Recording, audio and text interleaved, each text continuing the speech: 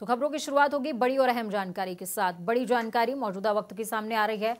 गुरुग्राम से cyber city Gurugram का क्या हाल है, कोरोना से जुड़ी बड़ी खबर सामने आ रही है। कोरोना अपडेट मौजूदा वक्त का आपको दे रहे हैं। पिछले 24 घंटे के अंदर 109 नए मामले गुरुग्राम के अंदर सामने आए हैं। अहम जानकारी, जिले में 7,857 पहुंच चुकी है संक्रमितों की संख्या। अब तक 6,694 लोगों का इलाज हुआ है। तो गुरुग्राम में 1,047 एक्टिव केसेस हैं। तो बड़ी खबर आपको बता रहे हैं, पिछले 24 घंटे का आंकड़ा।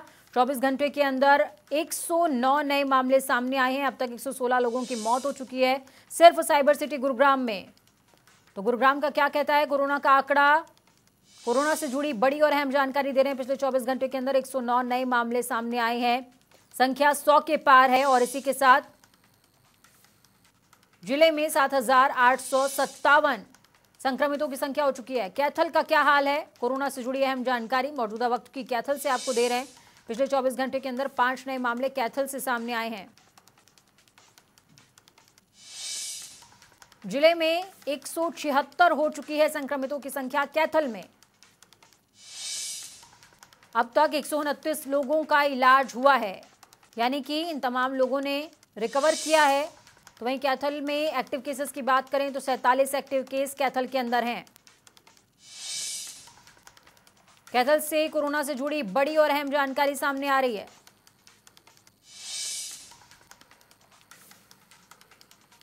तो गुरुग्राम से हमारे संवाददाता ब्रजेंद्र लाइव जुड़े हुए हैं और कैथल से अनिल चौधरी हमारे संवाददाता लाइव जुड़े हुए हैं। ब्रजेंद्र, सबसे पहले गुरुग्राम का हाल जानेंगे। 109 नए मामले सामने आए हैं, डरा देने वाला आंकड़ा है। लगातार गुरुग्राम जो है वो चाइना की वुहान बनने की तरफ अग्रसर है। ऐसे में प्रशासन की तरफ से क्या इनिशिएटिव, अभी हाल ही में सीएम ने कह दिया कि अभी फिलहाल कोई लॉकडाउन को लेकर के कोई सोच नहीं है प्रदेश सरकार की। ऐसे में क्या लगता है ग्राउंड जीरो पर मौजूदा हालातों को देखते हुए जरूरत है लॉकडाउन की? देखिए, साफ तौर पर जिस तरह से लगातार मामले बढ़ रहे हैं और गुरुग्राम हॉटस्पॉट बना हुआ है, हालांकि कल राहत वाली खबर है कि किसी की मौत सामने नहीं आई है, लेकिन इतना जरूर है कि लगातार जो मामले बढ़ रहे हैं, जिला प्रशासन की और सरकार की मुश्किलें अब आने वाले दिनों में और भी ज्यादा बढ़ सकती है, क्योंकि बरसाती मौसम है। ऐसे में और भी बीमारियां लगातार पनपती हैं, चाहे हैजा की बात करें, डायरिया की बात करें, पीलिया की बात करें, क्योंकि डेंगू मलेरिया भी अपना पैर बरसातों के दिनों में पसारता है।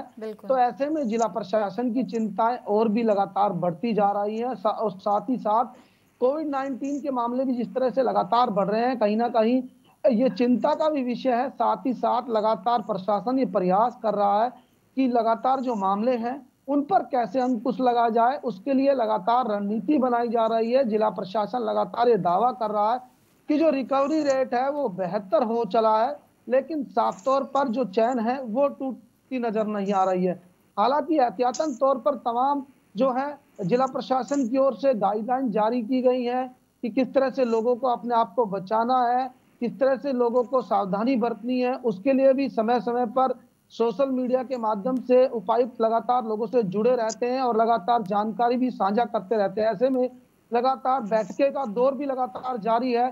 लेकिन सबसे बड़ी बात है ब्रजेंद्र, आपके पास मैं लौटूंगी और तमाम और जानकारी भी आपसे मैं चाहूंगी प्रशासन की जो कार्यप्रणाली है उसको लेकर के। लेकिन अनिल हमारे साथ कैथल से जुड़े हुए हैं, अनिल से बात कर लेते हैं। अनिल, कैथल से आज मौजूदा वक्त की बात करें तो 5 नए मामले सामने आए हैं, 47 जो हैं वो एक्टिव केसेस की संख्या है। ऐसे में क्या लगता है कि जो प्रशासनिक अमला है उसकी तरफ से तैयारियों में कहाँ कौन सा इनिशिएटिव अभी और लेने की जरूरत है कि आंकड़े में थोड़ी और बेहतरी देखने को मिले? जी बिल्कुल, बताना चाहूंगा कैथल के अंदर जो है प्रशासन की तरफ से तैयारियां पूरी हैं। हालांकि जो लोग हैं वो लॉकडाउन की और जो सोशल डिस्टेंसिंग की उल्लंघना लगातार करते हुए नजर आ रहे हैं। अभी भी जो है 47 केस एक्टिव है और वो जो 47 केस एक्टिव है वो बाहर से आए हुए हैं, विजिटर्स हैं या ट्रैवलर हिस्ट्री उनकी रही है। अगर कैथल की बात करें, प्रॉपर कैथल में जो इनके संक्रमण आने से 3 या 4 लोग जो है अभी तक संक्रमित हुए हैं। इसके लिए जो है प्रशासन ने अपनी तैयारियां जो है लगभग पूरी कर ली है। जहां इन्होंने आइसोलेशन बेड बनाए हैं वहीं इन्होंने वेंटिलेटर की भी जो है की है। लेकिन कहीं ना कहीं जो है कोरोना का संक्रमण जो है लगातार बढ़ता जा रहा है। अगर हम कल की बात करें, कल जो है स्वास्थ्य विभाग की जो एक मैटरनिटी वार्ड के अंदर जो नर्स है वो कोरोना संक्रमित पाई गई है।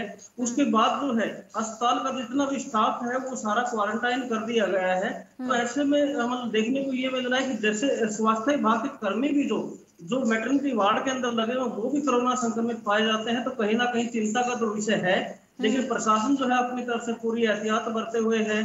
जो लोग बिना मास्क के बाहर निकल रहे हैं उनके चालान भी काट रहा है, लोगों को समझा भी जा रहा है। सामाजिक संस्थाओं की मीटिंग लेकर जो है कैथल के उपायुक्त लोगों को सामाजिक संस्थाओं को आग्रह करें कि लोगों को इस बारे में समझाएं कि कोरोना का जो संक्रमण है वो अभी कम नहीं हुआ है और कोरोना का संक्रमण जो है वो कोरोना खतरा जो है अभी तक जारी है। तो लोगों को सावधानी बरतने की जरूरत है। लेकिन अगर ग्राउंड लेवल के ऊपर बात करें, फेस्टिवल का सीजन है, बरसात का मौसम है, लेकिन बरसात और फेस्टिवल के मौसम के अंदर जो लोगों की भीड़ जो है वो इसी तरह देखने को मिलती है। जिस तरह मतलब जैसे सोशल डिस्टेंसिंग की पालना ना करते हुए, क्योंकि बेसिकली फेस्टिवल है, फेस्टिवल के चक्कर में जो है लोग बाजारों में निकलते हैं, सामान भी लेते हैं। इस वजह से जो है प्रशासन के लिए चिंता का विषय है। हालांकि प्रशासन एहतियात बरते हुए है, लेकिन फिर भी लोगों को कुछ ना कुछ समझने की जरूरत है। जी बिल्कुल अनिल, लोगों को समझने की जरूरत भी है और स्वास्थ्य महकमे की तरफ से जो लापरवाही का आपने जिक्र किया उस पर मैं चर्चा करूंगी आपसे। विजेंद्र, प्रशासनिक अमले की तरफ से तैयारियों का आप जिक्र कर रहे हैं, लेकिन जब हम जिले की बात करते हैं तो जिले का जो उच्च अधिकारी है उसको फ्री होल्ड है।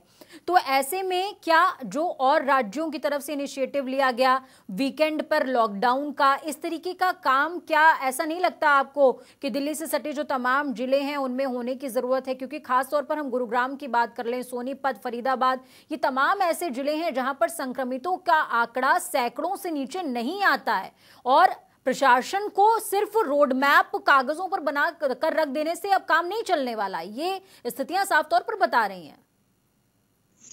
देखिए, साफ तौर पर जिस तरह से सरकार ने साफ तौर पर मना कर दिया है कि जो कर्फ्यू जैसे ही वो हालात नहीं अब होंगे और साथ ही साथ कर्फ्यू लगाने के लिए भी मना कर दिया गया है।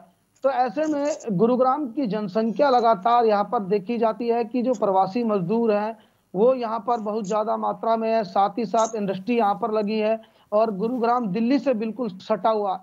ऐसे में जो गतिविधियां, व्यावसायिक गतिविधियां वो प्रभावित होंगी अगर लॉकडाउन होता है। जिस तरह से रेवाड़ी में 2 दिन के लिए लॉकडाउन लगा है, अगर गुरुग्राम में लॉकडाउन होता है तो कहीं ना कहीं सख्ताई की जाएगी तो मामलों पर ब्रेक लग सकता है।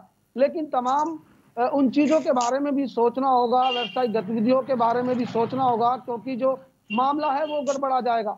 इसलिए लगातार गुरुग्राम में मैं आपको बता दूं कि लगातार मामले जरूर बढ़ रहे हैं और ऐसे में जिला प्रशासन ये भी दावा कर रहा है कि जो रिकवरी रेट है वो बेहतर है। साफ तौर पर उनने अभी फिलहाल प्रेस कॉन्फ्रेंस करके जिला अधिकारियों ने ये भी साफ तौर पर कहा था कि जिस तरह से मामले बढ़ रहे हैं उनको लेकर उनकी तैयारियां पूरी हैं, चाहे बेड्स को लेकर कहें, चाहे वेंटिलेटर को कहें, तो तमाम तैयारियां पूरी करने का दावा जिला प्रशासन कर रहा है। लेकिन मामलों पर ब्रेक कैसे लगे, ये एक बड़ा सवाल है। साफ तौर पर सबसे बड़ी बात है कि जब तक जनता सहयोग नहीं करेगी तब तक इन मामलों पर ब्रेक लगना काफी मुश्किल नजर आ रहा है, चुनौतीपूर्ण है।